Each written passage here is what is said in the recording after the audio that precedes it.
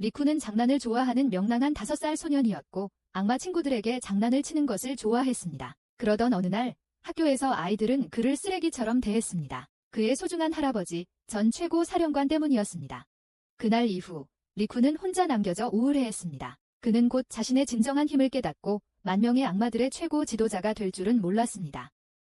리쿠는 누라시족이라는 요괴시족의 3대 후계자인 불쌍하고 쓸모없는 5살짜리 소년입니다. 그런데 어느 날 그는 낡고 무딘 칼로 아버지를 찌르는 검은 머리의 어린 소녀를 보았습니다. 소녀는 리쿠를 돌아보며 가장 사악한 미소를 지었습니다. 리해는 죽기 전에 열매는 맺지 않고 꽃만 피우는 야마부키 장미를 바라보았습니다. 3년 후 리쿠는 누라 가문의 어린 주인이 되었습니다. 그는 쾌활한 소년이었고 시종들을 즐겁게 놀리는 것을 좋아했습니다. 그 장난은 리쿠의 할아버지이자 최고 사령관의 장난과 맞먹었습니다. 주요 인물로는 누라 저택의 습격 부대원인 에오타보와 큐타보가 있습니다. 어린 소녀 오이카와는 인간으로 변장한 리쿠를 학교에 데려다 주었습니다. 어느 날 그는 할아버지 누라 리헨에게 자신이 이 제3대째가 될 수 있는지 물었습니다. 할아버지는 그에게 요괴답게 더 성장할 때까지 기다리라고 하셨습니다. 리쿠는 그처럼 위대한 요괴 지도자가 되겠다고 약속했습니다. 학교에서 리쿠는 할아버지를 칭찬하며 그분이 요괴들의 최고 사령관이라고 말했습니다. 하지만 그는 할아버지가 남의 집에 함부로 들어가 먹고 싶은 것을 마음대로 먹고 사람들에게 폐를 끼치는 것으로 악명이 높다는 것을 몰랐다. 아이들은 오래전 사람들이 지어낸 이야기라고 야오카이를 옛날 이야기로 치부했다. 나중에 할아버지는 그를 야오카이 회의에 데려갔다. 많은 야오카이들이 있었고 리쿠는 그런 강력한 구성원들을 보고 흥분했다. 회의의 목적은 누라 일족의 3대 당주이자 최고 사령관을 임명하는 것이었다.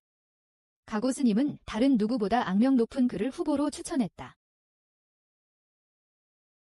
그 해에 실종된 모든 아이들은 그의 소행이었다. 그는 그들을 깊은 곳으로 보내는 일을 담당했다. 리쿠는 이런 악행을 처음 들었고 그것은 그를 불안하게 만들었다. 이사회는 가고스를 그의 노력에 대해 칭찬하며 그를 야오카이 미덕이라 선언했다. 심지어 그의 할아버지도 그를 자랑스러워했는데 그것은 리쿠에게 믿을 수 없는 일이었다. 하지만 가고스는 그 일에 적합하지 않았다. 리쿠의 할아버지는 리쿠를 제3대 상속자로 임명했다. 야오카이들은 논쟁을 시작했다. 리쿠는 혈통을 가졌지만 아직 어린아이였다. 가고스는 악의 화신이 아닌 어린아이가 선택된 것에 분노했지만 그의 분노를 억제했다. 리쿠는 조용히 있었고 할아버지는 그가 기뻐해야 할 때 왜 그렇지 않냐고 물었다. 그는 이것을 원했고 할아버지도 원했다. 누라 일족의 72개 집단은 1만 명의 요괴로 구성되어 있었고 리쿠가 지휘하게 될 것이었습니다. 하지만 리쿠는 요괴들이 그토록 악한 존재인 줄 몰랐고 그 사실을 알게 된 그는 그 자리를 원하지 않았습니다. 그는 할아버지에게 학교에서 더 미움을 받을 것이며 자신은 할아버지와 전혀 다르다고 말했습니다. 그는 의회 회의에서 도망쳤습니다. 어느 저녁 리쿠가 늦자 카라스텐구가 그를 찾아 저택으로 데려왔습니다. 그는 누라리훈의 고문 중 한 명이었고 누라 일족의 충실한 추종자였습니다. 가는 길에 리쿠는 자신이 무엇인지 물었다. 인간 어머니와 할머니가 있었지만 그의 피의 4분의 1는 최고 사령관의 것이었다. 그는 실망했다. 저택에 도착하자 그는 유키오 마을에서 산사태가 발생하여 버스가 터널에 매몰되었다는 뉴스를 보았다. 그것은 리쿠의 친구들도 타고 있던 초등학교 통학버스였다. 현재 구조 활동이 없었기에 리쿠는 스스로 나서기로 했다. 하지만 인간을 돕는 것은 요괴의 금기였고 그는 막히고 있었다. 그의 분노가 폭발하며 하얀 연기가 피어오르기 시작했습니다.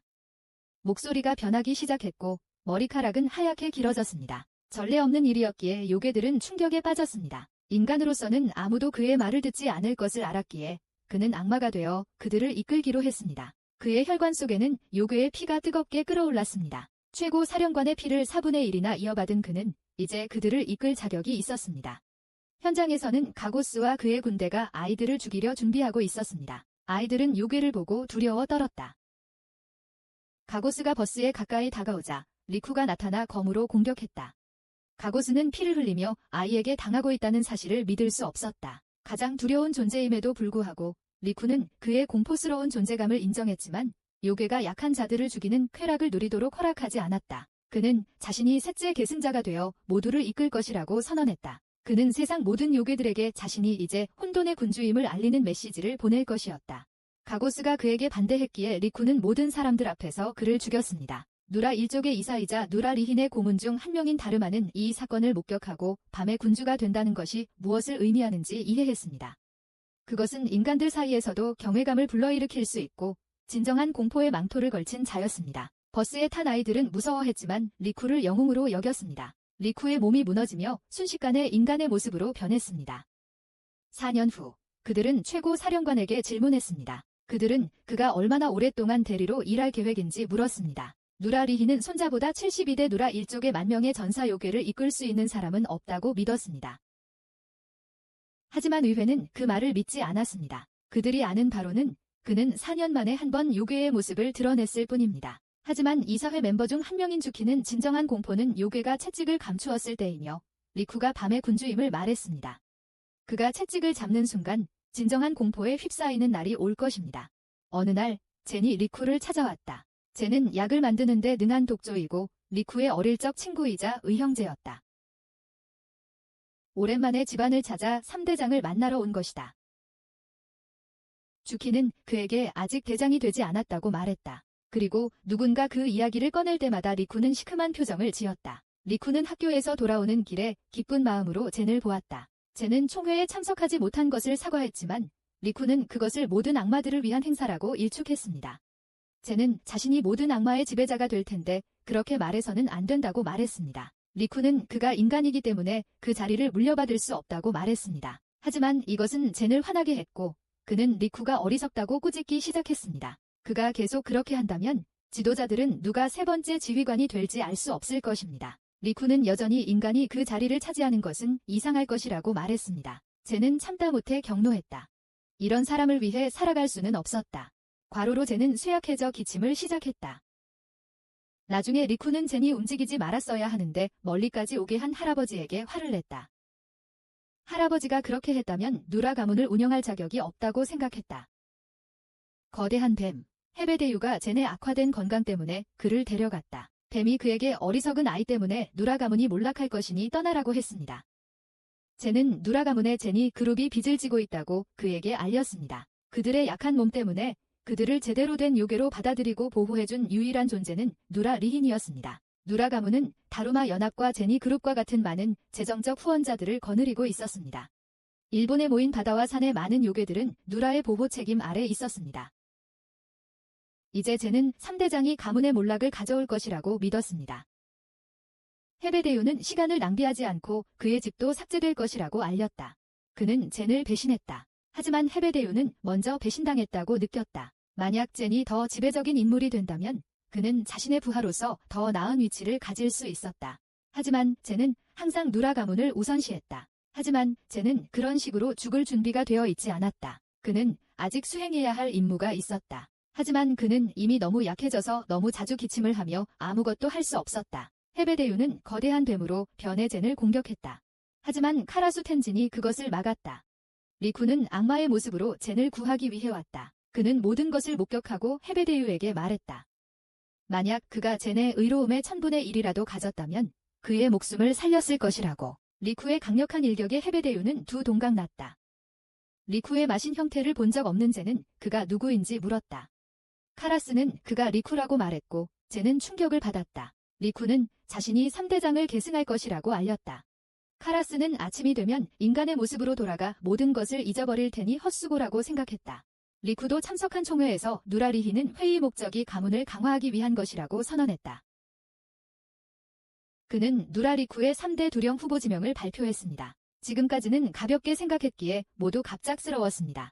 하지만 이제 리쿠는 그 자리를 맡을 준비가 되었습니다. 그는 천길술이라 불리는 길일, 총회에 모여준 모두에게 감사를 표했습니다. 그리고 높은 자리에서 말씀드린 점에 대해 무례했던 점을 사과했습니다. 하지만 누라 리쿠는 3대 두령의 역할을 수락했습니다. 하이헤이 이사님은 괴물고양이의 영역에서 발생한 사건에 대해 누라 리힌에게 알렸습니다.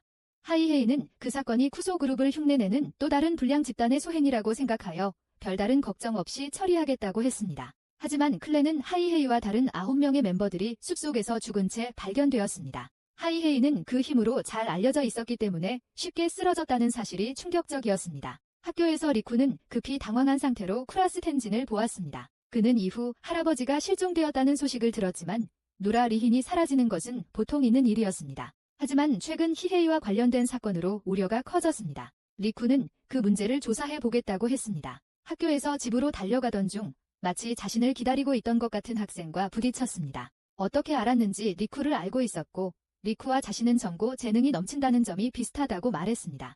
그는 리쿠에게 처음부터 모든 것을 가지고 있었지만 이제는 모든 것을 가져가겠다고 결심했다고 말했습니다. 그는 리쿠보다 더 큰 공포를 모으겠다고 약속했습니다. 리쿠는 무슨 일이 일어나고 있는지 이해하지 못했다. 한편 리쿠의 인간 친구인 카나는 이누가미라는 학생에게 괴롭힘을 당하고 있었다. 그는 개처럼 혀가 길었다. 그가 더 이상 아무것도 할 수 없을 때 다른 학생이 그를 불렀다. 갑자기 그들이 떠나자 그들은 7명의 순례자들에게 둘러싸였다. 그들은 시코쿠 88개의 성지에서 유명한 88명의 악마 신 지도자들이었다. 저택회의에서 그들은 한 집단이 초래한 혼란에 대해 논의하고 있었습니다. 리쿠는 그것이 며칠 전 자신이 보았던 7 순례자들이라는 것을 알았습니다. 그들이 히헤이와 다른 사람들을 죽였을까요? 확신할 수는 없었지만 가능성은 있었습니다. 문제는 인간들이 아직도 악마의 존재를 알지 못한다는 것이었습니다. 하지만 그 집단이 날뛰면서 그것은 곧 바뀔 수 있었고 그들은 리쿠에게 다음 조치에 대해 물었습니다. 학생과 7명의 순례자들은 건축 중인 건물 꼭대기에 서서 계획을 논의했습니다. 그들은 마침내 꿈을 현실로 만들 수 있는 지점에 도달했습니다. 무차이와의 전투 후 누라힌이 사라진 것은 누라 가문을 타격할 완벽한 기회였습니다. 가문에 강한 전사들이 있다는 소문이 여전히 돌았습니다. 타치가미는 두려움의 대상이었기에 사람들은 그들을 믿었습니다. 타치가미는 누라 가문의 중요한 지원 기반이 되었습니다. 그들의 리더 역할을 하는 학생이 타치가미부터 부수라고 말했다. 그들은 유키오 마을에서 난동을 부려 적들의 주의를 끌기로 했다. 새를 담고 불을 사용하는 요괴 이누후가 인간들에게 분노를 보여주기 위해 마을에 도착했다. 그는 공원에서 불을 뿜어 파괴를 일으키고 인간들에게 공포를 심어주었다. 식신을 전문으로 하는 경험가의 온묘지 유라는 불을 진압하고 이누후와 정면으로 맞섰다. 하지만 누라 가문의 3마리 까마귀 산베가라스가 제때 도착하여 이누후는 도망쳤다. 나중에 카나는 리쿠에게 상황을 알리고 악마와 그 존재를 믿는다고 말했다. 학생은 7 순례자들이 큰 파괴를 일으킨 것을 칭찬했다. 그들은 다음 목적지가 적의 본거지인 누라 가문의 본부라고 들었다. 이번에는 이누가미가 피해를 입히는 역할을 맡았다. 한방에서 몇몇 이사들이 계획을 논의하며 앉아 있었다. 히하이의 아들 쇼우에가 지도자들이 아무것도 하지 않은 것에 화를 냈다. 그는 아버지를 복수하고 싶었고 그것이 의지력으로 가능하다면 그렇게 하겠다고 결심했다. 리쿠가 그 자리에 없었을 때 히데츠는 그가 히하이의 아들답다는 기대를 품고 그를 격려하려 했다. 그때 리쿠가 들어와 그들을 기다리게 해서 미안하다고 사과했다. 히데츠는 그들이 가족에게 중요한 일이라 일찍 도착했다고 말했다. 리쿠는 모두에게 아무도 자발적으로 행동하지 말고 혼자 앞서 나가는 것은 용납되지 않을 것이라고 엄격히 말했다. 무엇이 닥치든 누라 가문은 적을 함께 맞서야 한다고 했다. 그는 심지어 쇼에에게 복수를 하지 말라고 말했습니다. 쇼에는 반박하려 했지만 리쿠는 지금이 중요한 시기이며 적이 바라는 대로 분열되어서는 안 된다고 주장했습니다. 리쿠 또한 복수심에 불탔지만 적절한 시기에 복수해야 한다는 것을 알고 있었습니다. 히데츠는 그들이 어떻게 앞으로 나아갈 것인지 물었습니다. 리쿠는 계획을 세워두고 있었습니다. 그들은 영토 방어를 강화할 것이었습니다. 그동안 이누가미는 그들의 회의를 엿듣고 있었다. 계획을 방해하기 위해 그는 연못 근처의 약한 요괴들을 공격하여 그중 하나를 죽였다. 밖의 혼란에 리쿠와 다른 이들이 주의를 기울였다. 그들은 무슨 일인지 확인하려고 뛰쳐나갔고 이누가미는 개의 모습으로 나무 뒤에서 그들을 증오의 찬눈으로 지켜보고 있었다. 그는 뛰쳐나가 저택을 안에서부터 파괴하기 시작했다. 그는 너무 빨라서 아무도 그를 따라잡을 수 없었다. 리쿠는 그를 따라 저택 앞까지 갔고 거기서 이누가미는 자신의 팀과 만났다. 그 학생은 자신을 88 시코쿠 요괴 신들의 리더인 타누키 타메즈키라고 소개했다. 그의 아버지는 800 타누키 집안의 수장이었다. 리쿠는 그가 왜 그러는지 물었다. 타메즈키는 리쿠보다 더 많은 공포를 모아 그를 뛰어넘고 싶어 했다. 떠나기 전에 그는 이누후에게 저택을 불태우라고 명령했다. 불을 뿜는 새들이 불을 뿜어 지붕에 불이 붙었습니다. 리쿠는 그들을 추격하는 것을 막았습니다. 엄청난 힘을 가진 에오타부조차도 불길을 진압할 수 없었습니다. 하지만 물을 두려워하는 영역을 가진 카파는 연못의 물을 이용하여 불을 잠재웠습니다. 다음 날 모든 요괴들은 저택의 방어를 강화하는 데 도움을 주었습니다. 이누후와 타메즈키는 저택에서 일으킨 소동과 소도모기 님의 행동을 아직 발견하지 못한 것을 논의했습니다. 그리고 그들이 그렇게 하면 너무 늦을 것입니다. 사사미가 의회에 보고했습니다. 그녀는 그들에게 최근 살인 사건에 대해 말했습니다. 마타나이 오바케와 오바케 일족의 경호원 3명이었죠. 그 사건은 경비가 허술했던 짧은 시간에 발생했습니다. 그 또한 그가 본가에서 돌아오는 길이었습니다. 그들이 그를 매복했어? 의회는 깜짝 놀랐다. 그것은 내부에 적을 돕고 있는 사람이 있다는 뜻이었다. 리쿠는 그것이 사실인지 확실하지 않다고 말하며 그들을 진정시켰다. 그는 그 문제를 카라수에게 맡기고 모두에게 경계를 강화하라고 명령했다. 하지만 유라는 갑자기 유키오 마을에서 악마의 기운을 감지했다. 할머니 한 분이 그녀 옆을 지나가자 그녀가 할머니를 불렀습니다. 그 여자는 할머니라고 불린 것에 대해 기분이 상했습니다. 이것만으로도 그녀는 피를 흘리게 되었습니다. 그 여자는 머리카락으로 공격했지만 유라는 재빨리 방어했습니다. 자신이 음양사임을 알고 소란을 피우지 않고 도망치려 했습니다. 골목 끝으로 달려가자 그녀는 모퉁이를 돌아 사라졌습니다. 하지만 유라는 악령의 기운을 추적하여 누라 저택에 이르렀습니다. 그녀는 훈련 중인 반 친구들을 만났습니다. 리쿠는 그녀가 수련 캠프에 참가하려 온 것이냐고 물었지만 그녀는 그의 집에 악마를 없애려고 왔다고만 말했습니다. 그녀는 그 악마가 가지바리 온나라고 생각했습니다. 리쿠는 그녀가 시코쿠 출신임을 알고 무언가를 했는지 재빨리 물었습니다. 그녀는 어떻게 마주하게 되었는지 그에게 말했습니다. 나중에 카라스는 리쿠에게 가빠리 온나의 그림자를 보여주었습니다. 그들은 도련님의 명령으로 악마의 골목길을 수색했습니다. 그들은 다쿠니코의 가게에서 한 여자를 발견했습니다. 그녀를 조사해본 결과 그녀는 누라 가문의 주요 의원들과 자주 만나는 것으로 드러났습니다. 리쿠는 모든 것을 이해했습니다. 그녀는 그들이 준 정보를 통해 시코쿠 그룹이 움직이고 있다는 것을 알았습니다. 카라수는 누군가 그들의 영역에 침입해 멤버들을 조롱한 것에 화가 났다. 그녀를 제대로 처리하기 위해 리쿠는 자신의 악마의 모습으로 변신했다. 그들은 가게로 걸어갔다. 안에서는 히데츠무가 중요한 회의 내용을 카지바리 온나에게 술에 취해 이야기하고 있었고 리쿠는 가게 앞에 다가갔다.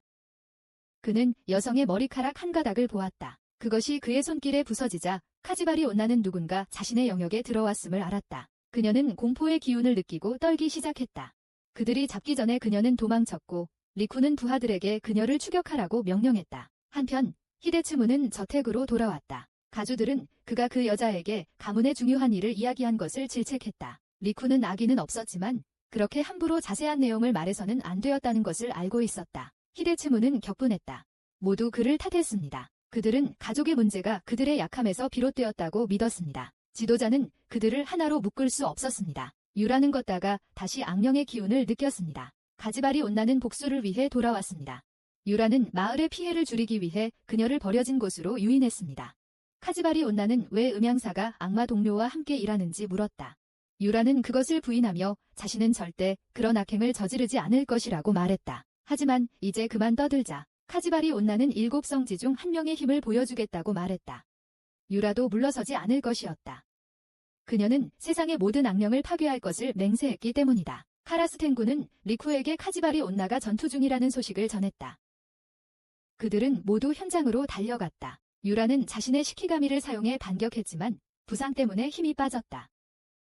이 기회를 노린 카지바리 온나는 자신의 머리카락으로 유라를 감싸며 질식시키려고 했다. 하지만 그녀는 누라 가족에게 저지당했다. 리쿠의 엄청난 힘에 그녀는 두려움을 느꼈다. 그녀는 그에게 맞서려 했지만 그의 그림자만으로도 강한 존재감을 느꼈다. 그녀의 무기였던 머리카락을 잘랐습니다. 리쿠는 그녀에게 테메즈키에게 여자를 시켜 더러운 일을 하게 하지 말라고 전달하라고 하면서 자신은 죽이지 않겠다고 말했습니다. 카지바리 온나는 테메즈키에게 가서 모든 상황을 설명했습니다. 그녀는 그에게 리쿠가 보통 사람이 아니라고 말했습니다. 이 말에 테메즈키는 흥분했습니다. 유키오 마을에 온 데에는 결국 이득이 있을 것이라고 생각했기 때문입니다. 테메즈키는 리쿠가 자신의 손바닥 안에 있다는 것을 알아차리기를 기다리고 있었습니다. 그는 7 순례자들에게 계속 힘을 빌려달라고 부탁했고 그들은 기꺼이 응했다. 저택으로 돌아온 카라스는 의문을 품었다.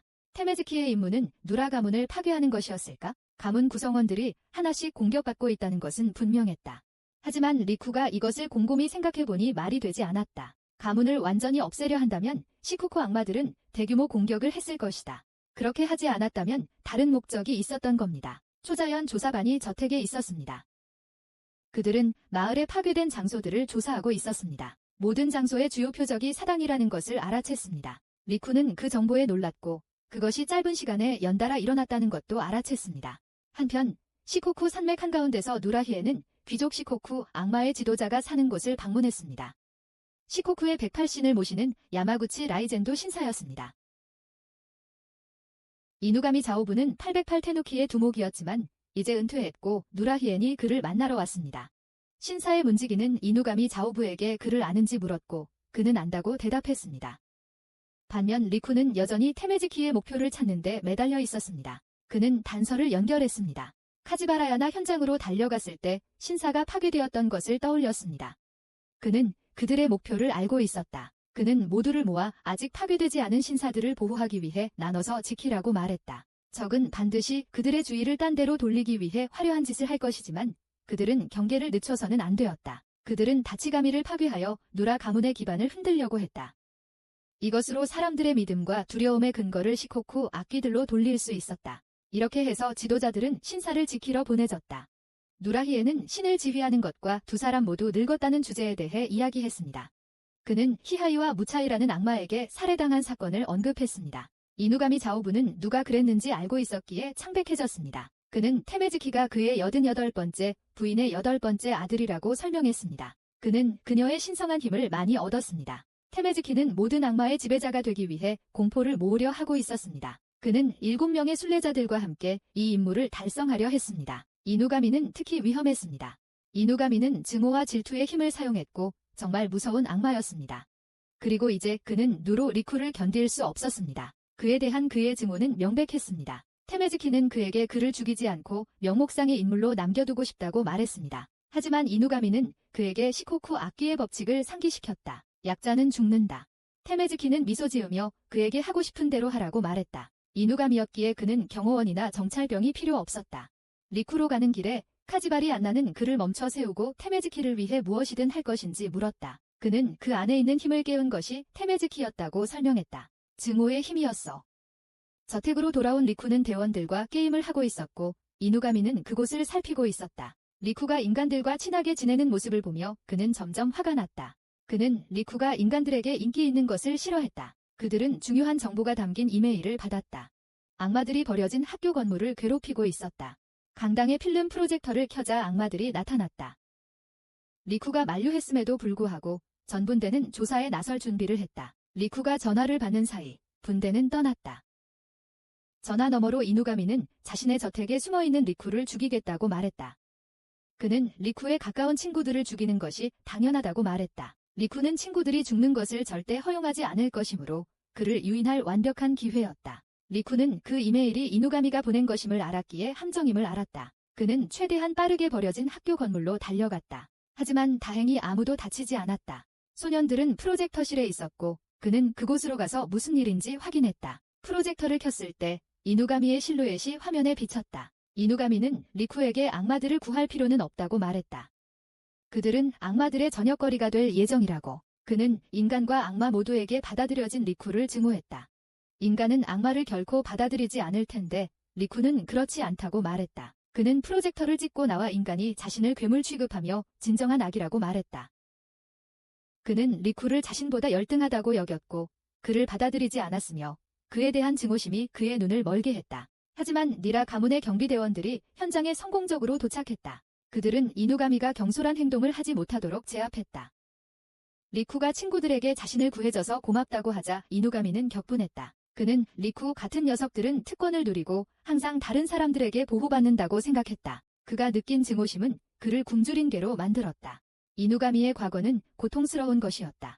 그는 인간 사회에 적응하기 위해 최선을 다했지만 극도로 힘들었다. 그들은 그에게 욕설을 퍼부었고 여자아이들은 그를 무서워했다. 그때 그는 악마로 가득한 세상이 있다는 것을 전혀 몰랐다. 어느 날 그는 테메즈키에게 발견되었다. 테메즈키는 그에게 자신의 동료가 될 것을 요청했지만 그 전에 그의 가치를 확인하고 싶어 했다. 그들은 그의 능력을 시험하기 위해 그를 야생동물처럼 묶었다. 이누가미는 자신에게 능력이 없다고 생각했고 테메즈키는 시코쿠 법에 따라 그를 죽여야 한다고 대답했다. 살고자 하는 그의 의지와 소속되고자 하는 마음이 그를 놀라운 개의 모습으로 변화시켰다. 사람들을 증오할수록 커지는 힘.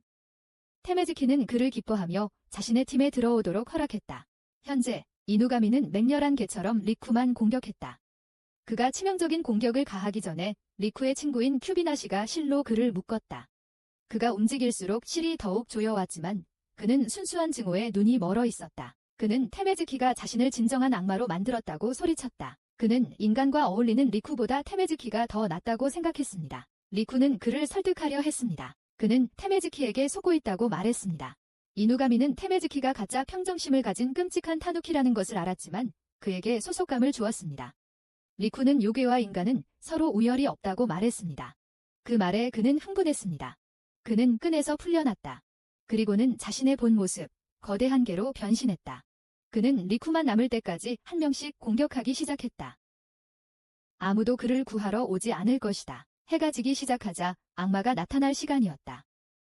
이누가미는 리쿠를 바닥에 세게 내던지며 그를 죽였다고 생각했다. 하지만 리쿠는 그의 발톱을 찔렀다. 리쿠는 그를 형편없는 배우라고 부르며 무대에서 내려가라고 말했다. 이누가미가 다시 공격해오자 리쿠는 재빨리 그의 이마를 베고 한숨을 쉬었다. 이누가미는 자신을 더 크게 만들면 더 위험해 보일 거라고 잘못 생각했다. 리쿠의 엄청난 힘을 인정하기 싫었던 이누가미는 도망쳤다. 리쿠는 그를 낡고 버려진 곳까지 쫓아갔고 그곳에서 그들의 싸움이 시작되었다. 리쿠가 그를 다시 베었다. 이로 인해 이누가미는 자기 방어를 위해 공격했다. 그 결과 리쿠의 눈썹에 작은 찰과상이 생겼다. 마지막 한 수로 리쿠는 이누가미의 개 형태를 무너뜨려 그를 다시 인간으로 되돌렸다. 리쿠가 그를 죽이기 전에 테메즈키가 나타났다. 그는 이누가미에게 중요한 동지이기에 아직 죽게 둘 수 없다고 말했다. 테메즈키는 처음으로 리쿠의 악마 형태를 보고 감탄했습니다. 그는 모든 공포를 훔쳐 진정한 지도자가 되겠다는 사실을 다시 한번 강조했습니다. 하지만 그것은 나중 일이었습니다. 그렇게 그는 이누가미와 함께 떠났습니다. 요로히아는 테메즈키가 전설의 보물을 가지고 있다는 것을 알게 되었습니다. 그것은 마왕의 망치였습니다. 그것을 깨닫고 나서 그는 변했다. 동료들을 친구로 보지 않고 목표를 달성하기 위한 도구로 여겼다. 이제 시코쿠의 88신이 중심 무대에 설 시간이었다. 그의 카타나, 하시노카시는 최고 통치자의 증표를 의미했다. 그것으로 그들은 전진할 것이다. 테메즈키는 88신의 주인으로 카타나에 의해 선택받았다. 요로히안과 이누가미자부는 테메즈사라는 식물에 대해 논했습니다. 오늘날에는 까라스우리, 베모이를 가리킵니다. 약 1000년 전 어떤 창고지기가 군대를 일으켜 황제의 자리를 빼앗으려 했습니다. 그들은 비극적인 패배를 당하고 사누키라는 땅으로 유배되었습니다. 패배한 창고지기는 휘파람새 소리를 들었습니다. 그 소리에 그는 교토의 수도를 떠올리며 울었습니다. 새가 불쌍히 여겨 테메즈사 입으로 부리를 감쌌습니다. 그러는 동안 자신의 목소리를 잃었습니다. 이누가미 자부는 이 설화를 따라 아들에게 테메즈사라는 이름을 지어주었습니다. 신사를 잘 살피며 살라고 말이죠. 하지만 그는 자신의 이름을 황위를 노린다는 뜻으로 바꾸고 테메즈키라고 부르기 시작했습니다. 그리고 이제 그는 모든 악마의 지배자가 되려 했습니다. 아침에 까마귀 사자가 저택에 왔습니다. 상태가 좋지 않았습니다. 시코쿠 악마의 대규모 군대가 치치보토시를 향해 돌격한다는 경고가 있었습니다. 이로 인해 모두가 공황 상태에 빠졌습니다. 요로히아는 이누가미 자부에게 다누키가 인간보다 수적으로 많았던 적이 있는지 물었습니다. 그렇습니다. 약 300년 전에 일어났습니다. 모든 것을 바꾼 사건이었습니다. 타누키들이 인간의 성을 차지하려 했습니다. 타누키 요괴들은 더 영악했습니다. 그들은 초자연적인 힘을 가지고 있었습니다. 결과는 명확했어야 했지만 그렇지 않았습니다. 요괴 군대 전체가 괴멸당했습니다. 인간들이 가진 단 한 자루의 카타나, 마왕의 망치 때문이었습니다. 마력의 성격은 마법이라는 단어와 같습니다. 독충들이 한데 뒤섞이면 서로 죽여가며 살아남으려 합니다.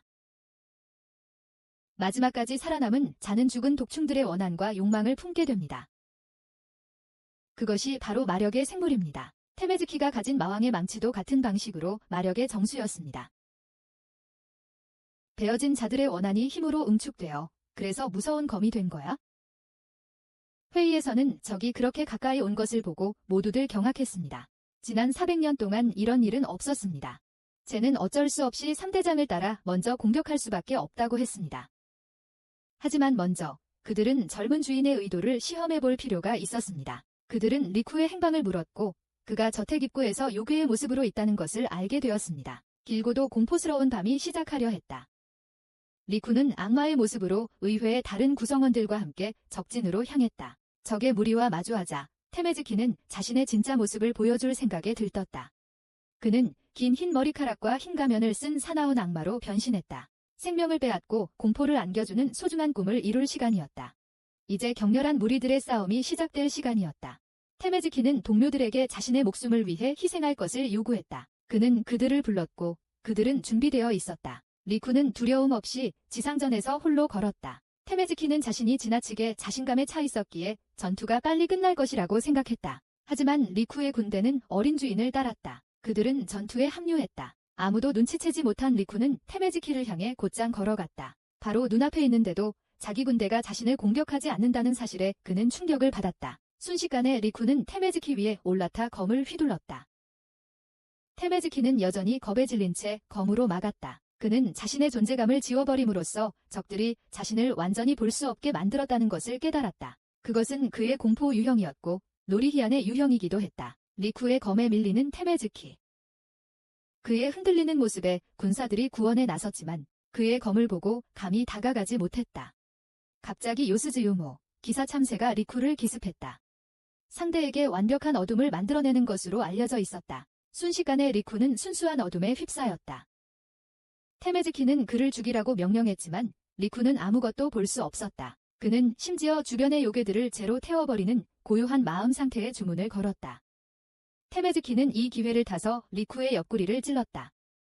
그는 리쿠에게 빛을 버리고 어둠과 힘을 합칠 것을 말했다. 그렇게 하면 완전한 존재가 될 수 있다고 했다. 하지만 리쿠는 거절했다. 어둠이 있기에 빛이 더욱 밝게 빛나는 법입니다. 그래서 테메즈키는 그를 죽여야만 했습니다. 그가 칼을 휘두르자 리쿠의 친구 오이카와가 그를 구했습니다. 지팡이와 능력을 사용하여 그녀는 그의 칼날을 얼렸습니다. 그녀는 자발적으로 그의 상대가 되겠다고 나섰습니다. 테메즈키는 요스즈우에게 진심으로 충성을 보여달라고 요청했습니다. 그녀는 오이카와를 어둠 속에 가두려 했지만 실패했다. 오이카와는 그녀의 눈 하나를 얼려서 볼 수 있었다. 요스줌은 그것에 대해 알지 못했고 공격을 시도했다. 그 기회를 잡아 오이카와는 저주받은 눈보라를 사용해 요스줌을 물리쳤다. 그녀는 해냈다. 그들에겐 어둠이 사라졌다. 리쿠는 다시 일어서서 테메즈키를 공격했다. 그들은 패배할 것처럼 보였다.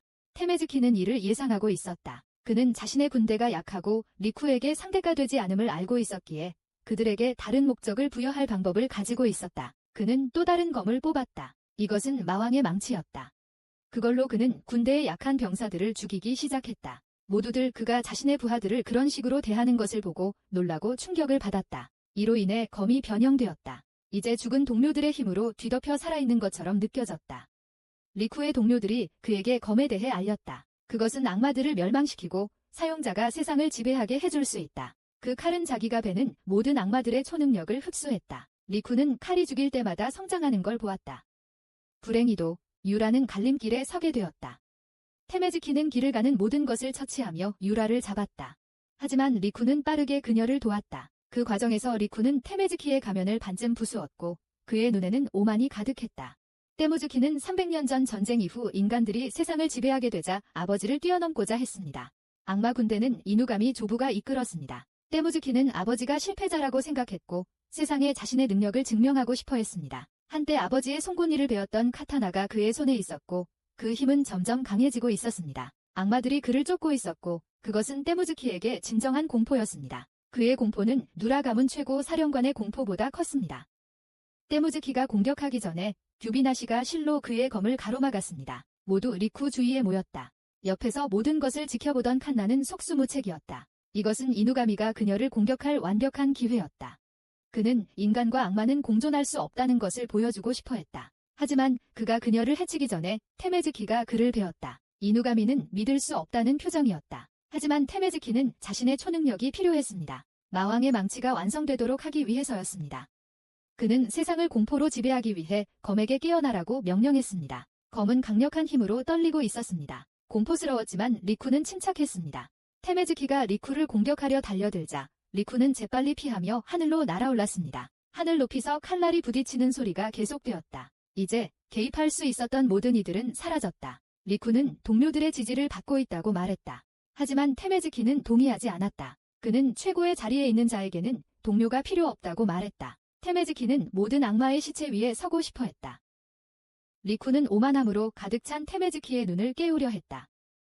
새벽이 밝아오고 있었고 리쿠의 동료들은 그가 마신의 형태를 잃을까 걱정했다. 이 문제를 극복하기 위해 리쿠의 인간과 마신의 형태는 서로 계약을 맺었다. 그들은 하나의 존재의 두 부분이었다. 그들은 앞으로 공존하기로 결정했다. 그들의 목적은 인간과 마신 모두를 보호하는 것이다. 그들의 영혼은 이제 하나가 되었다. 테메즈키는 리쿠를 단단히 붙잡고 그를 끝장냈다고 생각했다. 하지만 리쿠는 낮에 뜬 달처럼씩 웃으며 그에게 일깨워 주었다.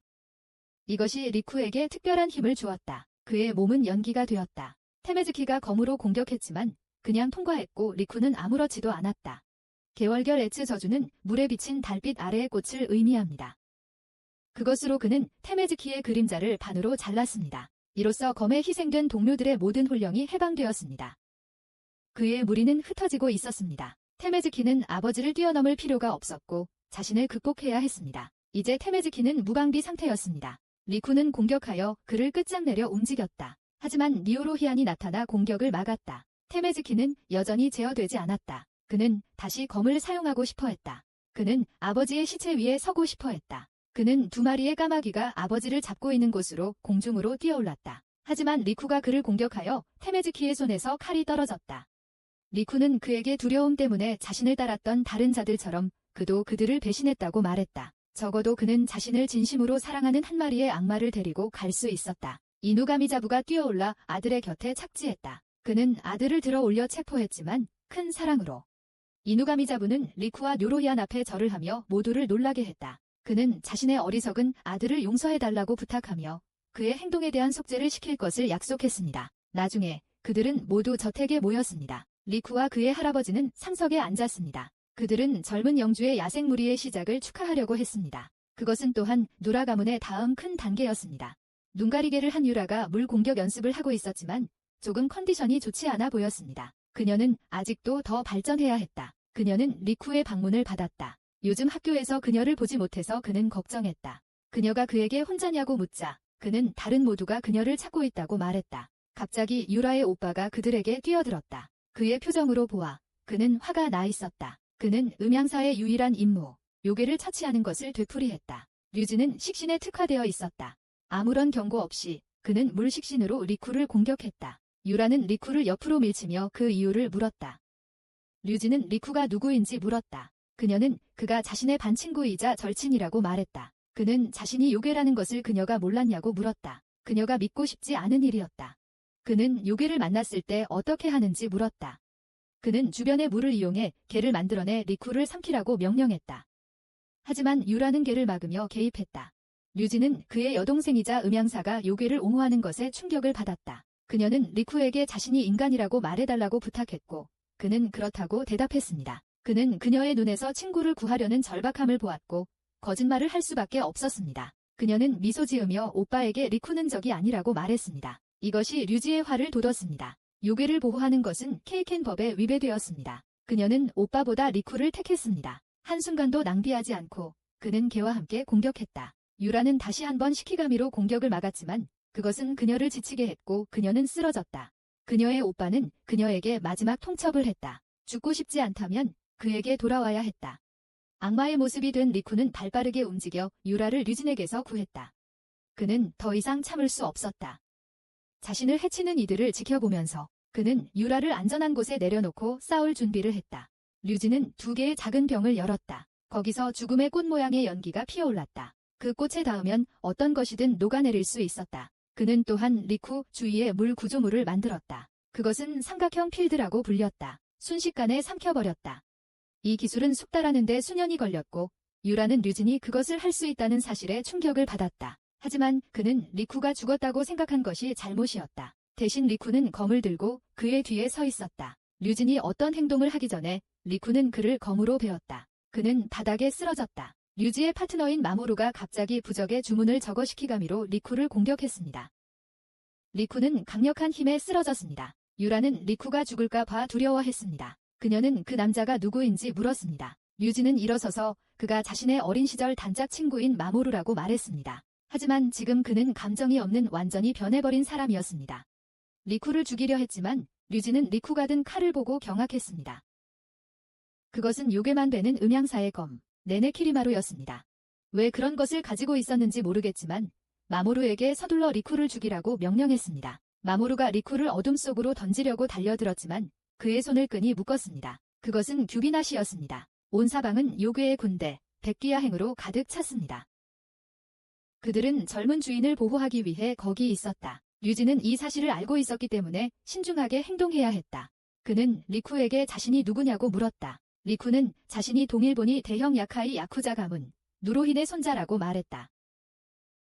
마모루의 눈에는 증오가 가득했으며 그는 다시 리쿠를 공격하려 했다. 하지만 리쿠의 개인 경호원들이 그를 막았고 심지어 류지도 그만두라고 말했다. 게다가 류지는 그녀에게 나쁜 소식을 전해야 했습니다. 게이케인 일족의 불구대천의 원수가 움직이기 시작했습니다. 그들은 교토의 모든 야카이를 통합한 위대한 야카이 하게로모 기츠네가 이끌었습니다. 그들은 게이케인이 유지해온 8개의 케카이 장벽을 무너뜨렸습니다. 일족의 수장인 하이도모토 게이케인은 마모루를 일족에 추가하고 유라를 돌아오게 명했습니다. 처음으로 그 이름을 들은 리쿠는 두려움에 휩싸여 엄청난 압박감을 느꼈습니다. 떠나기 전에 류지는 리쿠에게 네네키리마루를 돌봐달라고 부탁했습니다. 하지만 유라는 부상으로 쓰러졌습니다. 그녀는 저택으로 돌아와 치료를 받았습니다. 의식을 되찾자 자신이 요괴 저택에 있다는 것을 알고 밖으로 뛰쳐나갔습니다.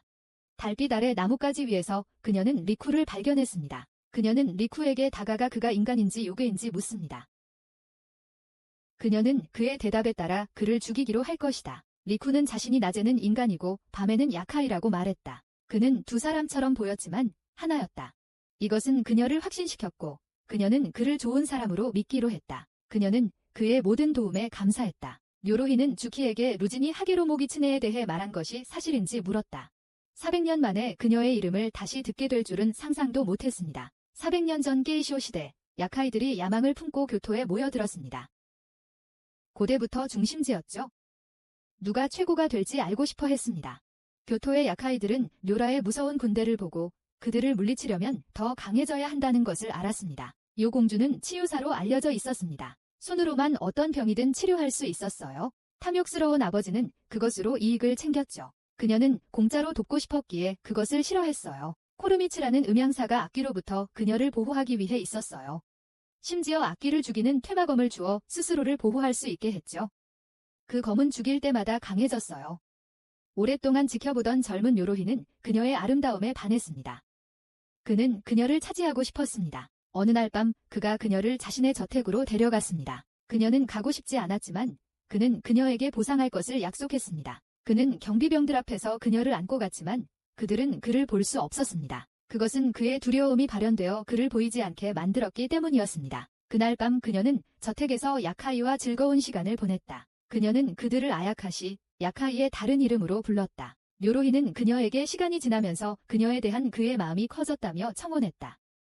다음 날 아침, 그녀의 집에 교토의 요괴들이 그녀의 아버지를 찾아왔다. 그들은 요 공주를 데려가는 대가로 거액을 지불했다. 하지만 아버지는 잠시 더 그녀를 갖고 있으면 더 많은 이익을 얻을 수 있을 거라고 생각하여 거절했다. 그의 탐욕에 화가 난 그들은 그를 죽이고 그녀를 납치했습니다. 그날 밤, 요로힌이 그녀를 데려가려 왔지만 죽은 경비병들만 발견했습니다. 겨우 숨쉬는 경비병에게서 그녀가 오사카성의 인질로 잡혀있다는 사실을 알게 되었습니다. 요로히는 곧 그것이 하게로모 기츠네가 있는 곳임을 알았습니다. 성으로 끌려온 모든 공주들은 어떤 종류의 마법 능력을 가지고 있었습니다. 하게로모 기츠네는 그녀의 힘의 원천인 그들의 간을 먹으려고 했습니다. 그녀는 첫 번째 희생자로 요 공주를 선택했지만 그녀는 요로힌을 불렀습니다. 갑자기 그의 발소리가 들렸습니다. 그는 아무도 눈치채지 못하게 성에 침입했습니다. 그는 그녀를 공격하려고 덤벼들었지만 여러 경비병들에게 막혔습니다. 하게로모 기츠네는 침입자에게 감흥이 없었습니다. 그는 자신을 누라 일족의 최고 사령관 요로힌이라고 소개했습니다. 자신의 여자를 되찾으러 온 거였습니다. 아야카시가 인간을 구하러 왔다는 사실에 그녀는 흥미를 느꼈습니다. 100년 만에 요괴가 그녀에게 등을 돌린 일이었습니다. 그녀에게는 재밌는 구경거리였습니다. 그는 다시 공격하려 덤벼들었지만 그녀의 꼬리에 공격을 받았습니다. 그에게는 심각한 부상을 입혔지만 그는 굴하지 않았습니다. 그는 다시 공격받기 위해 앞으로 나아갔다. 꼬리 중 하나가 그를 꿰뚫었다. 그녀는 지루해하며 그에게 더 재밌는 것을 해달라고 요청했다. 그녀는 자신의 각꼬리가 자신이 다시 감금되었던 시간들을 나타낸다고 설명했다. 꼬리들은 그녀를 쫓아온 흥분한 아야시에게 반응했다. 꼬리들은 그를 피나게 하고 춤추게 했다. 요 공주가 그의 상처를 치료하려 했지만 하게로모 기츠네가 막았습니다. 공주는 그가 자신을 위해 그런 깊이까지 가려는 이유를 이해하지 못했습니다. 그는 그녀와 함께 있을 때마다 그의 마음이 열린다고 고백했습니다. 그녀가 그에게 평화를 가져다 주었고 그는 그녀와 영원히 함께하고 싶어 했습니다. 하지만 그는 그녀에게 얼마나 멋진지 보여주고 싶었고 그래서 그녀도 그에게 반했습니다. 그는 재빨리 자신을 바꿨습니다. 하게로 모기츠네는 그가 이제 다른 사람임을 깨달았다. 여기서 어둠이 시작되었다. 이제 아야카시들 간의 전투가 시작될 시간이었다. 요로히는 순수한 어둠 속에 자신을 감쌌고 하게로 모기츠네는 그를 볼 수조차 없었다. 그의 위치를 알 수 없는 그녀의 꼬리들은 어떻게 반응해야 할까? 그는 빠르게 그녀를 만나 칼을 휘둘렀다. 이로 인해 그녀의 야카이 에너지가 상처를 통해 빠져나갔다. 그녀는 몇 년 동안 미래의 아이를 위해 모아왔던 에너지를 잃어 망연자실했다. 그녀는 빠져나가는 에너지를 쫓았다. 요로힌이 그녀를 추격하자 그녀는 꼬리를 이용해 그의 심장을 뽑아내 먹어치워 잃어버린 에너지를 보충했다. 그녀는 결정타를 날리려 했지만 저주받은 종이들이 그녀를 에워쌌다. 헤이도 모토가 식신하군을 사용했던 것이다. 그것은 12조상의 신들의 힘을 지니고 있었다. 그는 그것을 사용하여 악을 정화하고 악마를 물리쳤다. 12신들은 나타나 마법으로 그녀를 묶었다. 그녀가 야카이 에너지를 잃었기 때문에 약해져 그들이 그녀를 제어하기 쉬웠다. 헤이드 모토는 그녀를 베는데 사용한 칼이 자신이 만든 것이라고 요로힌에게 알렸다. 그는 그 칼을 마지막으로 사용하여 그녀를 두 동강으로 베었다. 죽기 전에 그녀는 요로힌의 혈통을 영원히 저주했습니다. 하게로 모기츠네는 사라졌고 요로힌은 혼돈의 군주가 되었습니다. 요공주는 요로힌의 상처를 치료하기 위해 그에게 다가가려 했습니다. 그녀는 걱정했고 평생 그의 곁에 있기로 결심했습니다. 그는 교토 악마들을 물리쳤고 아름다운 아내를 곁에 두었습니다. 그녀는 그 후 레한의 어머니가 되었고 레한은 차기 계승자였습니다. 리쿠는 어린 여성이 자신의 아버지를 죽였던 기억이 떠올랐다. 하가로 모기츠네의 군대가 움직이자 케이켄 일족은 걱정했다. 리쿠는 할아버지에게 가서 교토에 갈 수 있는지 여쭤봤다. 리쿠가 죽으러 가려 한다는 말에 요로힌의 태도가 변했다. 그는 화가 났다. 그는 갑자기 사라졌다가 리쿠 앞에 다시 나타났고 리쿠는 놀랐다. 그러고는 리쿠를 밖에 연못으로 차버렸다. 할아버지 발차기 하나도 피하지 못하는 바보라고 그를 불렀다. 배울 게 많거나 아니면 부하들에게 얻어맞을 것이다. 리쿠는 요괴의 모습으로 웅덩이에서 일어섰고 분노가 역력했다. 교토에 가고 싶다면 검을 뽑아야 할 것이다. 지나가던 카라스텐구는 그들 사이의 긴장된 상황을 목격했다. 요로히는 발차기와 같은 속도로 검의 뒷부분으로 리쿠를 찌르며 놀렸다. 리쿠는 할아버지의 빠른 움직임에 놀랄 틈도 없었다. 아야카시의 싸움은 공포를 겨루는 경쟁이었고 첫 번째 규칙은 상대보다 먼저 기습하면 승리가 확정된다는 것이었다. 리쿠는 자신의 실력을 증명하고 싶었기에 능숙하게 피하는 요로힌에게 칼을 마구 휘둘렀다. 옛 아야카시는 한 단계 더 진화할 때가 되었고 그림자로 변신하여 리쿠를 제압했다. 그것은 리쿠가 교토에 간다면 속수무책일 것이라는 것을 보여주었다. 리쿠는 교토에 가겠다고 결심했고 그 비법을 배운다면 갈 수 있겠냐고 물었다. 그의 아버지의 죽음 뒤에 하게로 모기츠네가 있다는 것을 알았기에 그는 그녀의 이름을 들을 때마다 흥분했기 때문입니다. 그녀가 아버지를 찔렀습니다. 요로히는 리쿠를 너무 엄격하게 키운 건 아닌지 생각했습니다. 그는 카라스텐구에게 오쇼토노 가문을 불러달라고 부탁했습니다. 도착하자 리쿠는 이틀 동안 잠들어 있었습니다.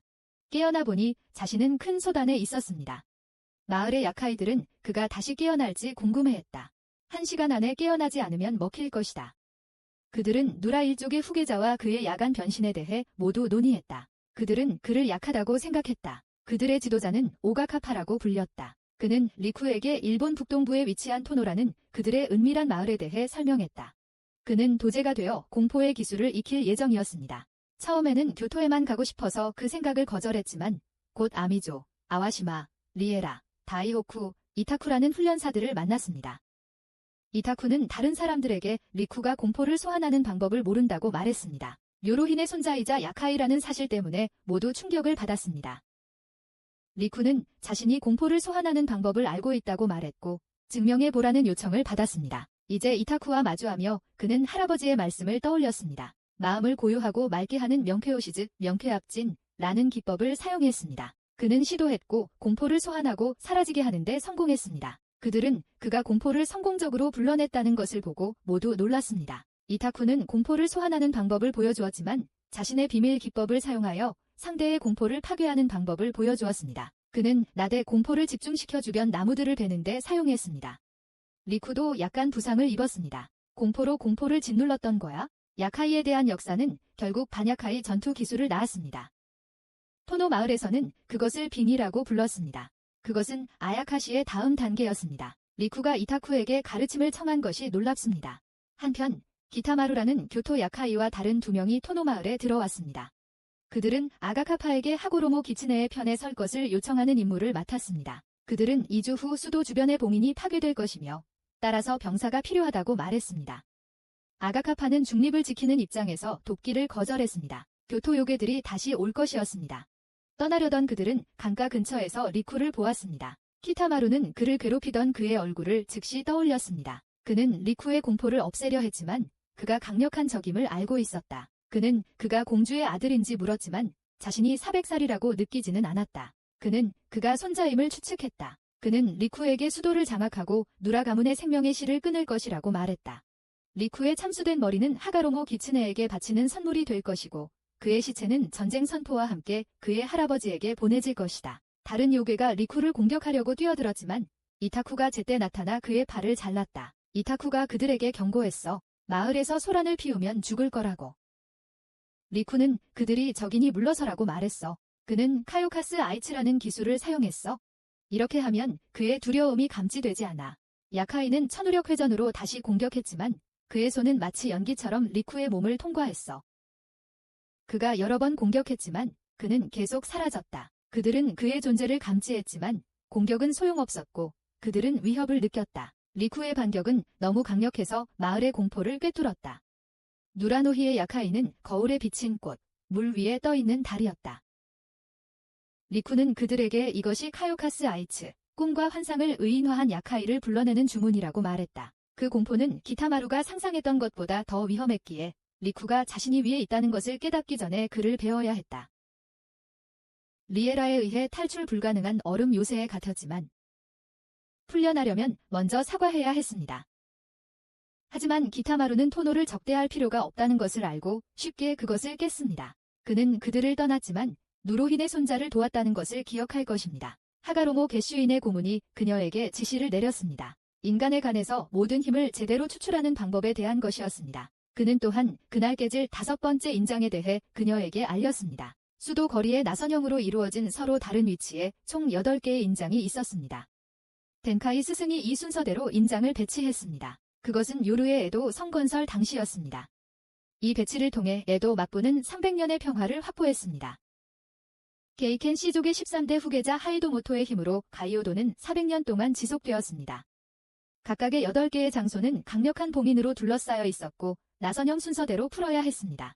이 방법으로 하고로모 게슈이는 음향사들과 전쟁을 벌일 수 있었습니다. 승리 후 그녀는 첫 번째 봉인이 있던 곳에 성을 쌓을 계획이었습니다. 리쿠는 카이오도의 힘을 목격한 후 더 열심히 수련해야겠다고 마음먹었습니다. 리쿠는 흥미롭고 다재다능한 재능을 가지고 있었지만 싸우면서 주술을 유지하는 연습이 필요했습니다. 어느 날 훈련 중에 아와시마가 리쿠에게 나쁜 소식을 전했습니다. 온묘사들이 몰살당하고 있었다. 가이오도가 하고로모 게슈인의 손에 넘어가는 건 시간 문제였다. 그는 친구 유라가 죽는 것을 막아야 했다.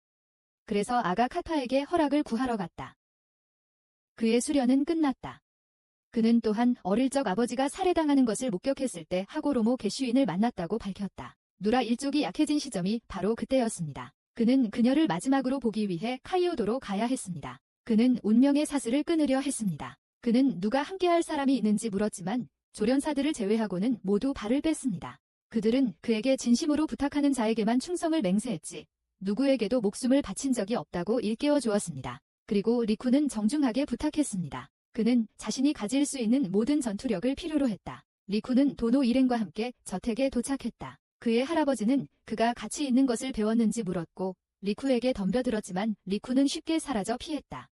누라 리히는 감동을 받았고 그가 카이오도에 떠날 수 있도록 허락했지만 대신 그에게 과자를 가져오라고 부탁했다. 그가 돌아오면 그는 누라 가문의 3번째 후계자가 될 것이다. 또한 헤이드모토를 만나보라고 조언했다. 출발을 위해 그는 누라 일족의 특별 전략 요새, 유일무이한 보물선을 준비했습니다.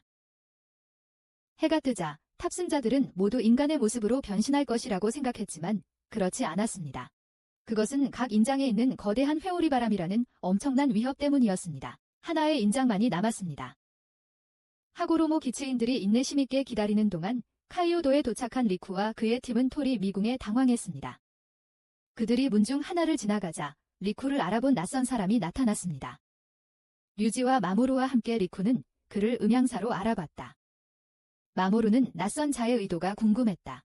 갑자기 그는 총을 발사했다. 그것은 리쿠가 아닌 그의 뒤에 숨어있는 요괴를 향한 것이었다. 이에 류지는 가이오도에서 아야카시를 정화하는 주술을 외우기 시작했다.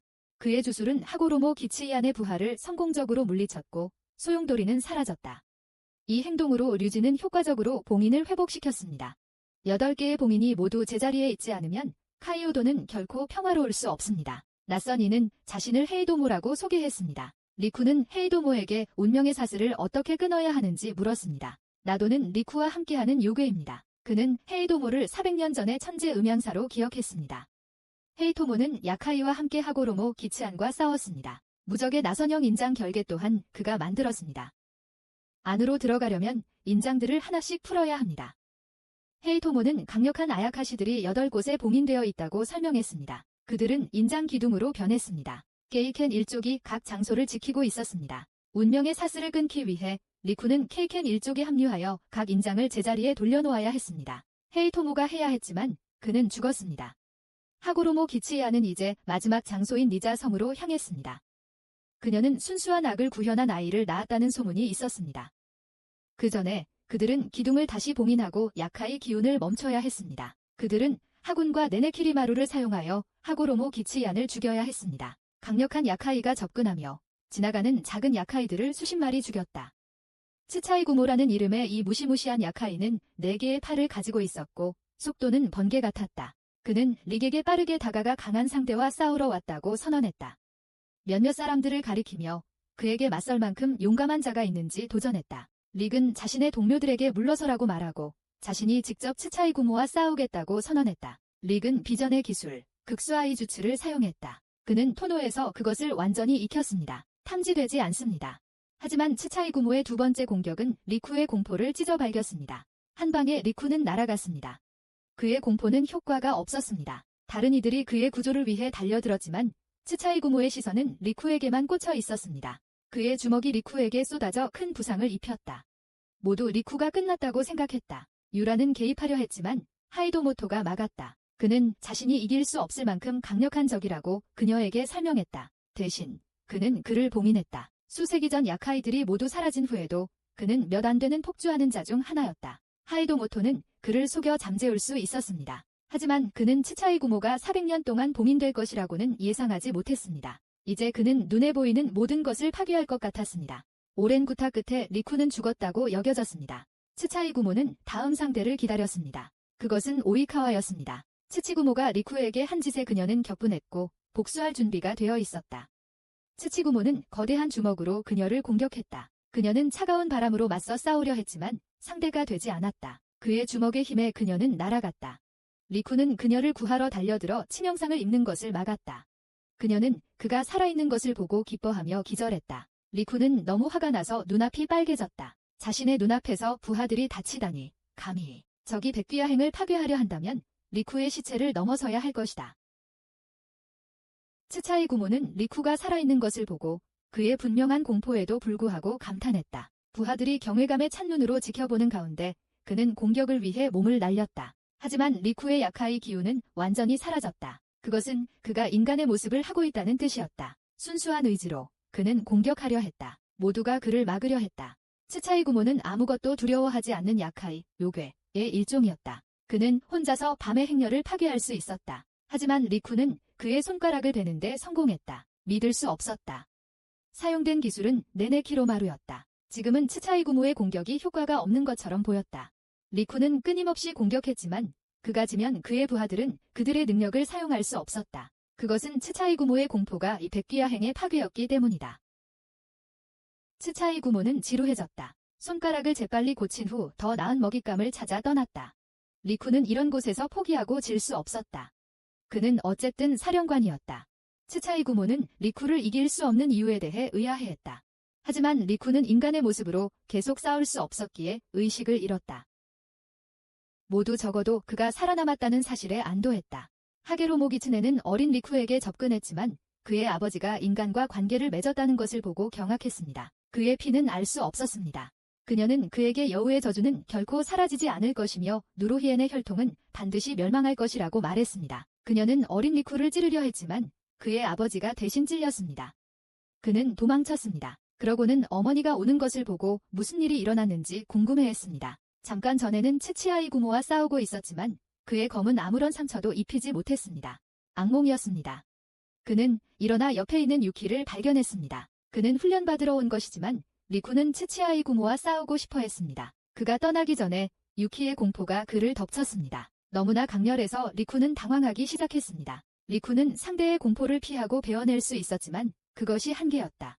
힘만으로는 승리를 보장할 수 없었다. 그는 검이 최고의 경지에 이르도록 두 가지를 해야 했다. 그는 누로히엔과 자신보다 강해져야 했다. 뒤에서 누군가 그런 식으로는 이해할 수 없다며 실전만이 방법이라고 말했다. 주키는 리쿠에게 검을 뽑으라고 명령했다. 그는 100마리 악마의 주인에 걸맞은 기술을 익혀야 한다.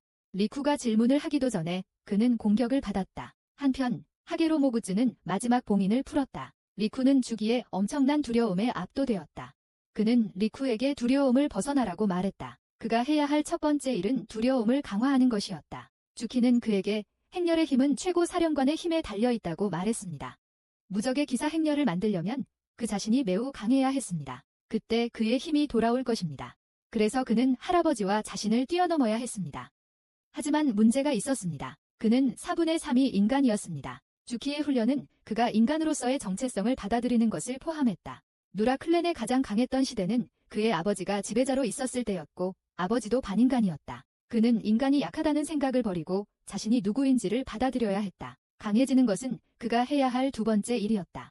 갑자기 주키에게 그와 싸우라고 말한 같은 인물에게 공격을 받았다. 리쿠는 2명의 강력한 요괴를 이겨내기 위해 최선을 다했다. 하지만 상대가 2명이나 되자 그는 버티지 못하고 쓰러졌다. 상대는 그가 너무 약해졌으니 마무리 지으려 했지만 주키가 그를 막았다. 그것은 그들이 합의했던 내용이 아니었다. 그는 말을 들었지만 아직 끝나지 않았다. 리쿠가 깨어났을 때 젠이 그의 곁에 있었다. 그는 자신이 만든 연고를 사용하여 리쿠의 상처를 치료했다. 젠은 혹독한 훈련 중 몸을 치료하기 위해 그곳에 왔다고 말했다. 리쿠는 약하다고 사과했고 젠에게서 한 대 맞았다. 그는 최고 사령관이었고 원하는 것은 무엇이든 할 수 있었다. 그는 또한 해가 뜨는 대로 주키가 훈련을 위해 돌아올 것이라고 말했다. 리쿠는 두 가지 기술이 무엇인지 궁금해했다. 젠은 자신의 가족에 대한 이야기를 들려주었다. 그들은 누라 가문을 따라 전투에 참여하여 그들을 위해 독날개를 펼쳤다고 했다. 그러자 그는 리쿠에게 아름답지만 독이 있는 자신의 날개를 보여주었고 리쿠는 경외심에 휩싸였다. 이것이 그의 두려움이었고 그는 이것을 이용하여 리쿠를 위해 싸우고 싶어 했다. 리쿠는 젠과 그의 힘을 북돋는 말에 감사했고 그 말은 그에게 더 잘하도록 격려했다. 해가 뜨자 주키는 리쿠가 숲에서 돌아오기를 기다렸다. 주키는 회의적이었고 도망칠 수도 있었지만 리쿠는 언제나처럼 단호하게 나타났다. 그날 밤 그는 힘든 훈련 후에 잘 먹었다. 그의 머릿속에는 츠치구모를 베일 수 있는 검 생각뿐이었다. 릭이 인간의 모습일 때만 아침에 훈련이 있었다. 하지만 갑자기 오두막에 하급 요괴들이 가득 찼다. 처음에는 일은 훈련이라고 생각했다. 하지만 그들은 틀렸다.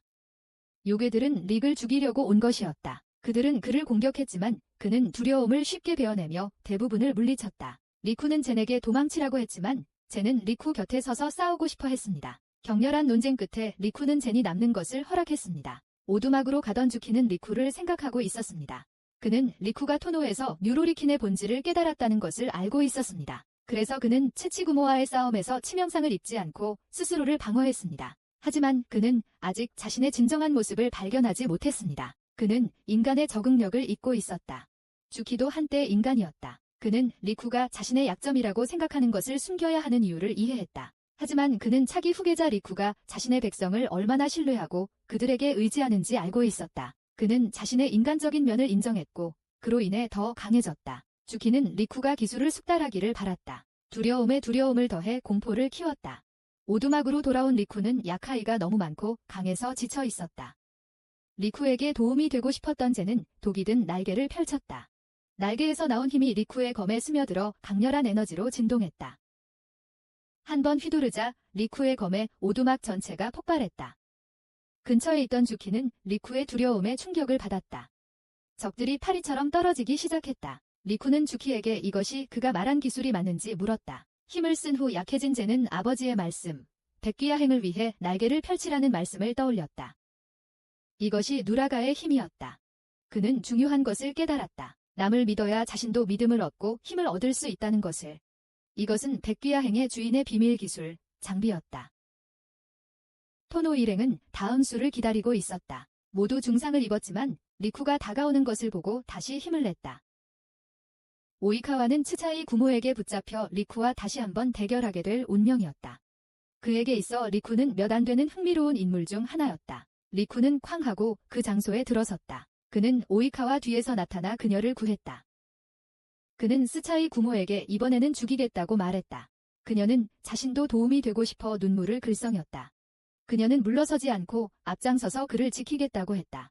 그녀는 지난 전투에서 그에게 일어났던 일을 다시 보고 싶지 않았다. 그는 더 이상 자신을 보호할 필요가 없다고 말했지만 그의 욕망, 힘, 마음 그리고 몸이 필요하다고 했다. 그녀는 그에게 모든 것을 맡겼다. 그는 배가 된 힘을 얻어 츠차이 구모에게 도전했다. 리쿠의 검에는 이제 얼음의 힘, 오이카와의 공포가 담겼다. 한 번 휘두르자 츠차이 구모의 손가락이 잘렸다. 얼음이 그의 팔 전체로 퍼져나가며 파괴했다. 이 기술의 이름은 설화홍매였다. 츠차이 구모는 진심을 다하지 않으면 검에 죽을 것을 알았다. 그래서 그는 리쿠 주위에 결계를 치고 고립시켰다. 수백 년 만에 처음 만난 자신과 겨룰 만한 상대인 리쿠를 오직 자신만의 것으로 만들고 싶었다. 하지만 젠과 오이카와가 안으로 뛰어들어 도왔다. 리쿠를 꺾기 전에는 그의 기사 행렬을 꺾을 수 없었다. 츠차이 구모는 100명 중 3명이라고 비웃었지만 그는 틀렸다. 이타쿠, 아미소, 아와시마 3명이 더 그에게 합류했습니다. 토노 또한 그의 힘이 될 것입니다.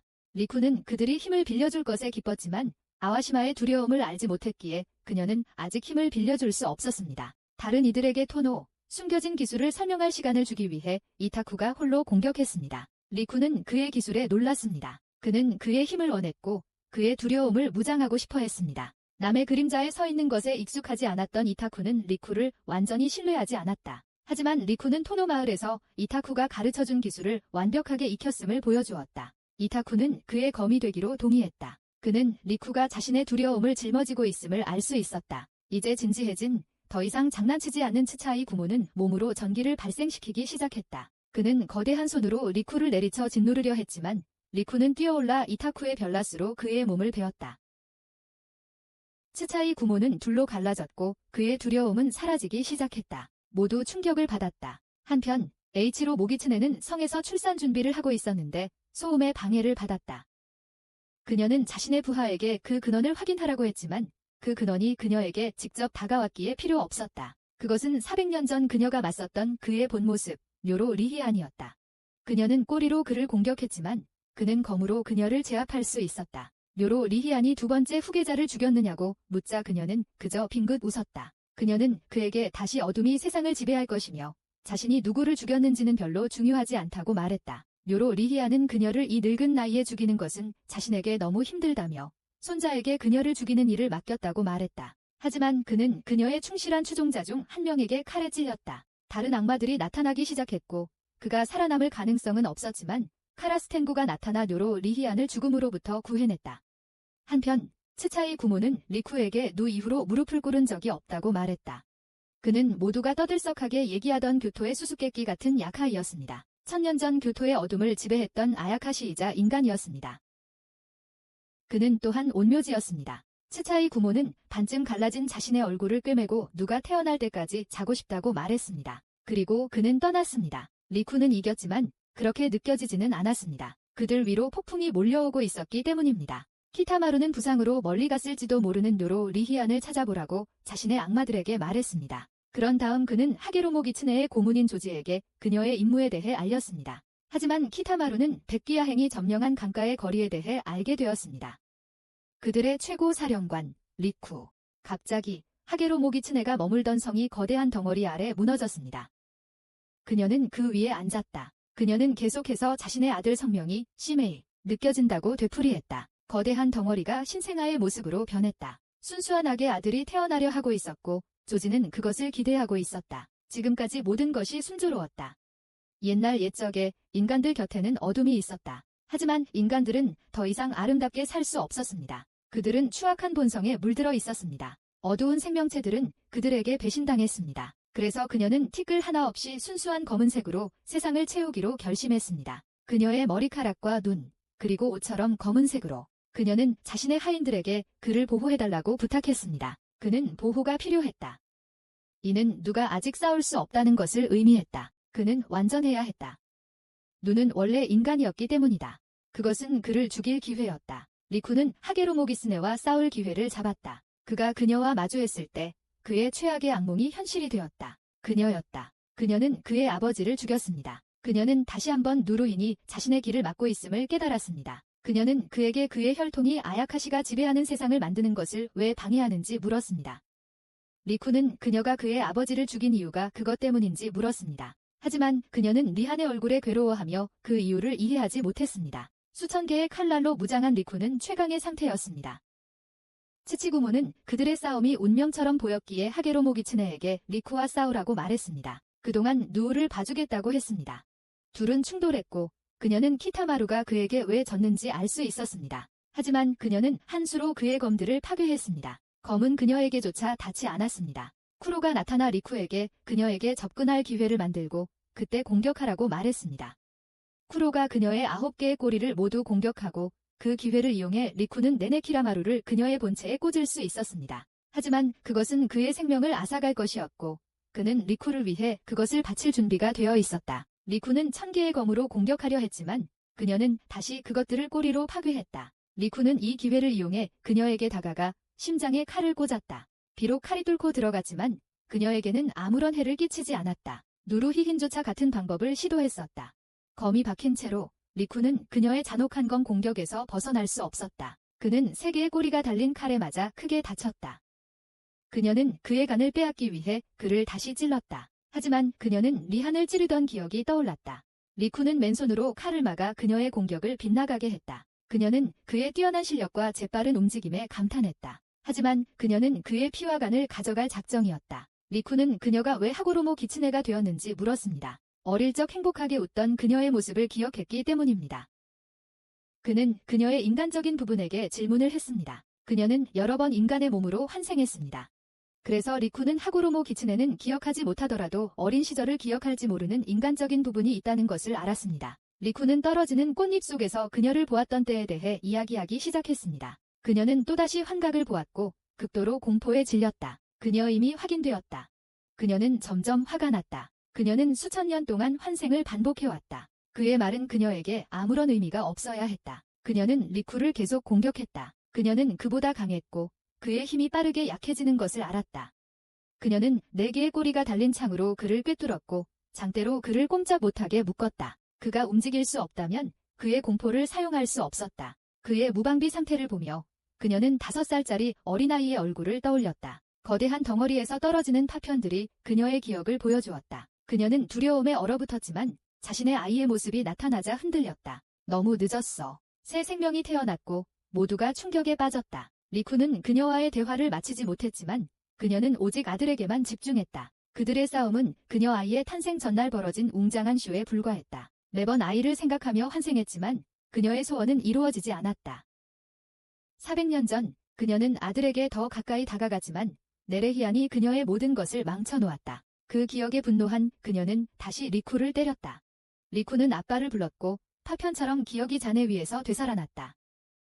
하가로모 기츠네는 다시 돌이 되었다. 유라는 그 기회를 틈타시키감이 하군을 이용해 하가로모 기츠네를 공격했다. 헤이토모가 이전에 고대 신들의 힘을 이용했던 것처럼 유라도 그러했다. 주술이 하가로모 기츠네를 묶어 꼼짝 못하게 했다. 리쿠는 틈을 타 그녀의 몸을 찔렀다.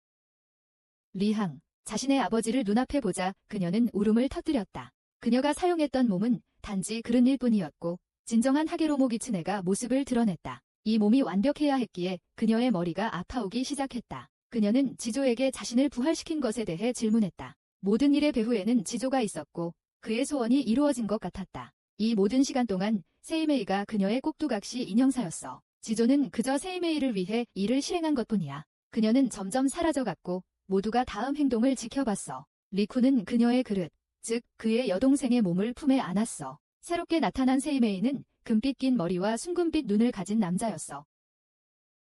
그녀는 그를 보고 그의 품에 안길 수 있어서 기뻐했어. 하지만 그는 그녀를 배신하고 차원문을 통해 그녀를 지옥으로 던져버렸습니다.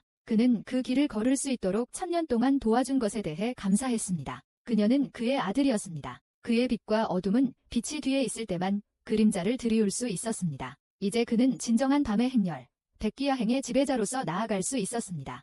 그는 그 도시를 바라보며 그 더러움의 혐오감을 느꼈고 완전히 파괴함으로써 정화하기 시작했습니다. 그는 교토를 재건할 생각이었다. 리쿠는 그의 행동에 격분했다. 먼저 어머니를 죽이고 그들을 가지고 놀았으니 그에게 1000년 전에 죽은 사람은 세상에 아무런 상관이 없었다. 그는 여동생을 내려놓고 그를 죽일 준비를 했다. 그를 죽이는 것만으로는 불가능했기에 그의 군대는 그를 막으려 했다. 하지만 리쿠는 듣지 않았고 칼을 들고 그에게 달려갔다. 아쉽게도 눈은 손가락 끝으로만 막았습니다. 그를 쓰러뜨리기에는 충분하지 않았습니다. 눈은 칼을 산산조각 냈습니다.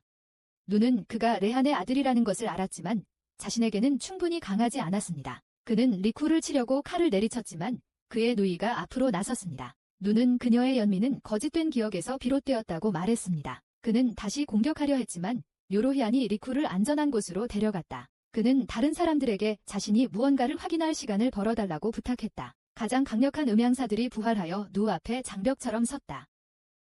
리쿠는 요로히안에게 그 소녀가 그의 여동생인지 물었다. 그는 그 음모가 자신이 생각했던 것보다 더 깊다고 말하며 부인했다. 그는 그녀의 이름이 야마부키 오토모이며 옛날 레한의 아야카시 아내였다고 말했다.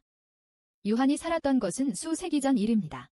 어느 날 레한은 그녀를 누라 저택으로 데려와 요로히안에게 그녀와 결혼하겠다고 말했습니다. 그녀는 뛰어나게 아름답고 우아했으며 차기 상속자와의 결혼이 쉽지 않다는 것을 알면서도 기꺼이 그렇게 했습니다. 그때부터 레한의 전성기가 시작되어 오랫동안 지속되었습니다. 하지만 여우의 저주 때문에 그들의 씨족은 번성할 수 없었습니다. 결과적으로 레한과 리쿠는 하야시와 인간의 아이들이었습니다. 여우 저주는 그런 가능성을 계산하지 못했습니다. 50년 동안 오토모는 후계자를 낳지 못하고 자신을 탓했습니다. 어느 날 그녀는 야마부키 장미 한 송이와 레한이 죽기 전에 읽고 있던 시 한 수를 남기고 사라졌습니다. 그 시는 그녀의 불임, 야마부키 장미가 꽃은 피우지만 열매를 맺지 못하는 것을 언급했습니다. 그녀는 시들어가는 세상을 떠났지만 칠흑 같은 어둠 속에서 목소리를 들었습니다. 그것은 영혼의 환생이었습니다. 그녀는 본질적으로 야마부키 오토모였다. 눈은 부활하기 전 지옥에 있었다. 세상이 어둠에 휩싸였을 때마다 하게로 모기스네는 여러 번 출산할 기회를 가졌지만 거의 매번 누라 가문에 의해 억제되었다. 눈은 레한이 패배할 때까지 부활할 수 없었다. 레한에게 죽임을 당한 산모토, 지조의 아버지는 복수를 원했다. 그들은 악랄한 계획을 세웠다. 지조의 환상적인 공포를 통해 그들은 레한과 오토모의 딸이라고 주장하는 소녀를 만들어낼 것입니다. 누의 영혼 환생 기술을 이용하여 그들은 성공을 목표로 했습니다. 산모토는 그 소녀에게 레한의 딸이라는 거짓 기억을 심어주었습니다. 이렇게 하면 그녀는 하게로모 기츠네의 그릇이 되어 레한을 죽일 것입니다. 일석이조였습니다. 소녀는 리쿠와 다른 사람들에게 목소리를 들은 직후 자신이 어린 소녀가 된 것을 깨달았다고 말했습니다.